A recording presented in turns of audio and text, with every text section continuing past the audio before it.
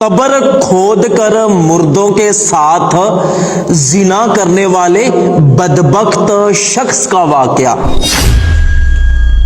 یہ واقعہ ہے ایک ایسے کفن چور کا کہ جب علاقے میں سے کوئی جوان عورت فوت ہو جاتی تو یہ اس کی قبر کو ایسے موقع پر کھودتا کہ جب قبرستان میں کوئی موجود نہ ہوتا، اور اس کا کفن چوری بھی کرتا اور اس کے ساتھ بدکاری بھی کرتا۔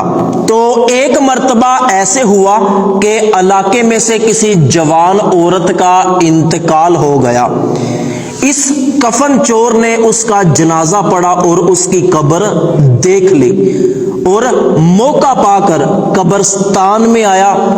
قبرستان میں آنے کے بعد یہ بدبخت کفن چور اس عورت کی قبر پر گیا۔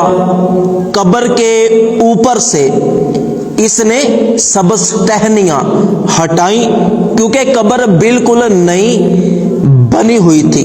پھر اس نے برے ارادے کے ساتھ اس جوان عورت کی قبر کو کھودنا شروع کیا تاکہ یہ کفن چوری کر سکے اور اس کے ساتھ بدکاری بھی کر سکے۔ قبر کھودنے کے بعد جب اس جوان عورت کا کفن نظر آنے لگا تو اس کفن چور نے برے ارادے کے ساتھ اس کے کفن کے اوپر سے مٹی ہٹائی اور جلدی جلدی کرنے لگا تاکہ کوئی اسے دیکھ نہ لے۔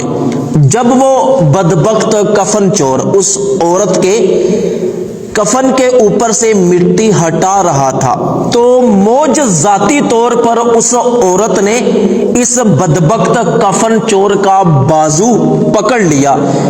اس کفن چور کے ہوش اڑ گئے کہ یہ مردہ عورت زندہ کیسے ہو گئی اور اس نے میرا بازو کیسے پکڑ لیا۔ بدبخت کفن چور نے جو برے ارادے کے ساتھ اس عورت کا کفن چوری کرنے اور اس سے بدکاری کرنے آیا تھا، اس نے اپنا بازو چھڑانے کی لاکھ کوشش کی لیکن اس عورت نے اس کا بازو نہیں چھوڑا۔ پھر کفن چور نے سنا کہ یہ عورت اسے کہہ رہی ہے کہ تجھے شرم نہیں آتی کہ آج ہی اللہ پاک نے تیری بخشش کی ہے، تیرے گناہ معاف کیے ہیں، تو پھر گناہ کرنے آ گیا۔ تو یہ بدبخت کفن چور کہنے لگا کہ میں تو زانی ہوں، مری ہوئی جوان عورتوں کے ساتھ بدکاری کرتا ہوں اور ان کا کفن چراتا ہوں، تو میری بخشش کیسے ہو گئی؟ تو اس جوان مری ہوئی عورت نے کہا کہ آج تو نے میرا جنازہ پڑھا تو جس نے بھی میرا جنازہ پڑھا اللہ پاک نے سب کی بخشش فرما دی، تو اس طرح تیری بھی بخشش ہو گئی۔ یہ سن کر وہ کفن چور بہت زیادہ شرمندہ ہوا اور اللہ پاک سے معافی مانگنے لگا کہ یا اللہ تو نے اتنے بڑے گناہ گار کو معاف کر دیا، تیری کیا ہی شان ہے۔ تو اس نے سچے دل سے اللہ پاک سے توبہ کی، معافی مانگی اور دوبارہ اس عورت کی قبر کو صحیح کرنا شروع کر دیا۔ اس کے کفن کے اوپر مٹی ڈالی، اس کی قبر کو بند کیا اور وہاں سے چلا گیا۔ تو دوستو یہ واقعہ کفن چور کی حکایات کتاب سے لیا گیا ہے۔ تو سبق یہ ملتا ہے کہ ہر مسلمان کا جنازہ پڑھنا چاہیے۔